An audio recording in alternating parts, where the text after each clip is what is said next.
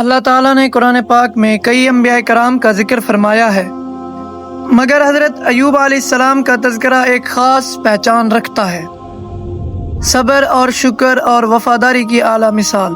حضرت ایوب علیہ السلام کو اللہ تعالیٰ نے بے شمار نعمتوں سے نوازا تھا، مال جائیداد، کھیت باغات، خادم، بیٹے اور بیٹیاں۔ ان کا شمار اس وقت کے امیر ترین اور نیک ترین لوگوں میں ہوتا تھا، لیکن اللہ تعالیٰ نے حضرت ایوب علیہ السلام کو آزمانا چاہا۔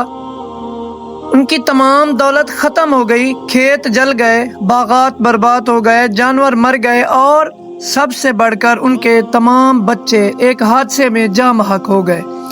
پھر ایک اور آزمائش آئی، حضرت ایوب علیہ السلام شدید بیمار ہو گئے، جسم پر پھوڑے نکل آئے، ان کے جسم سے بدبو آنے لگی، لوگ ان سے نفرت کرنے لگے سوائے ایک وفادار بیوی کے جو ہر حال میں ان کی خدمت کرتی رہی۔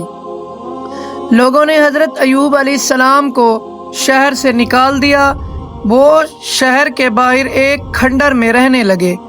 ان کی بیوی محنت مزدوری کرتی، کھانا کماتی اور شوہر کی خدمت کرتی۔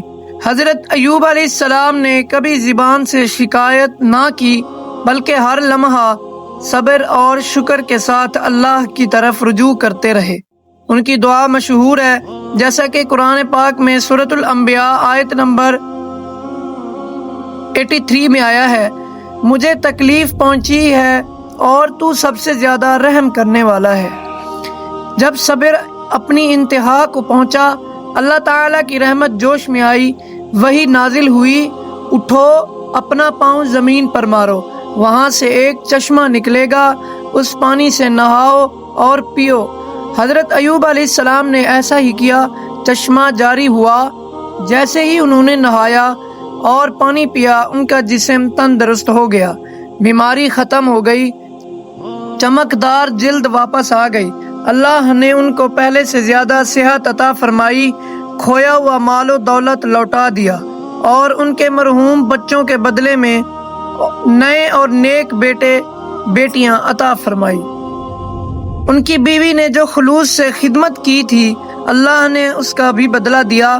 حضرت ایوب علیہ السلام نے ایک وقت عہد کیا تھا کہ اگر وہ صحت یاب ہوئے تو اپنی بیوی کو کچھ کوڑوں سے ماریں گے، بطور شرعی، یعنی اللہ نے حکم دیا ایک ساتھ چند تنکے لے کر ایک ہی بار مار دو تاکہ وعدہ بھی پورا ہو جائے اور بیوی کی عزت بھی باقی رہے۔ حضرت ایوب علیہ السلام کی زندگی ہمیں سکھاتی ہے کہ صبر کبھی ضائع نہیں جاتا۔ آزمائشیں اللہ کی طرف سے ہوتی ہیں، لیکن ان کا انعام بھی عظیم ہوتا ہے۔ بیماری، تکلیف اور نقصان اللہ کی یاد سے دور نہیں کرتے،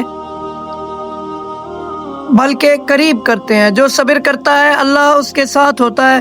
قرآن پاک میں اللہ تعالیٰ فرماتا ہے، ہم نے اسے صابر پایا، کیا ہی بہترین بندہ تھا، وہ اللہ کی طرف بہت رجوع کرنے والا تھا۔ حضرت ایوب علیہ السلام صحت مند، اپنے گھر، اولاد اور باغات کے ساتھ خوشحال ہیں۔ زندگی کی ہر آزمائش عارضی ہوتی ہے، اگر ہم حضرت ایوب علیہ السلام کی طرح صبر کریں تو اللہ ہمیں وہ کچھ عطا کرتا ہے جو ہم تصور بھی نہیں کر سکتے۔ دوستو، اگر ہماری ویڈیو آپ کو اچھی لگی ہو تو ویڈیو کو لائک اور شیئر ضرور کریں۔